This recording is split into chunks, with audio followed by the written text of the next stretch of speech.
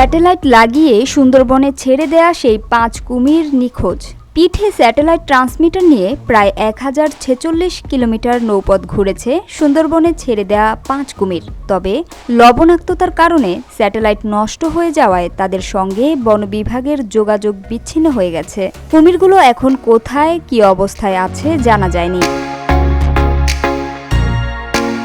সুন্দরবনে কুমিরের জীবনাচরণ, অধিক্ষেত্র বিতরণ ও ব্যবস্থাপনা বিষয়ে ধারণা পেতে গত বছরের ১৩ মার্চ প্রথমবার দুটি কুমিরের শরীরে স্যাটেলাইট ট্রান্সমিটার লাগানো হয়। পর্যায়ক্রমে আরও ৩টি কুমিরের শরীরে স্যাটেলাইট লাগিয়ে সুন্দরবনের খালে ছাড়া হয়েছিল।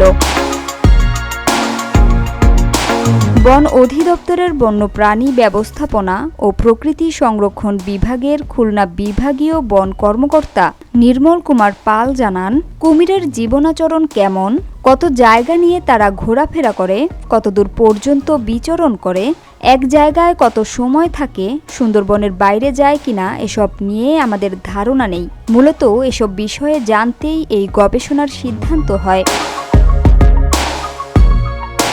নির্মল কুমার পাল বলেন, এ গবেষণা কাজে নেতৃত্ব দিয়েছে IUCN এর বাংলাদেশ দল। তাদের সহযোগিতা করেছে German federal ministry for economic cooperation and development, IUCN এর integrated management of Sundarban mangroves and the marine protected area swatch of no ground Bangladesh প্রকল্পের আওতায় গবেষণাটি পরিচালিত হয়।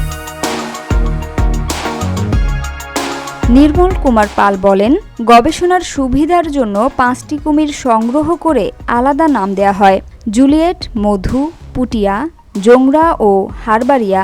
এদের মধ্যে জুলিয়েট, মধু, পুটিয়া ছিল স্ত্রী কুমির, হারবারিয়া ও জোংরা ছিল পুরুষ কুমির।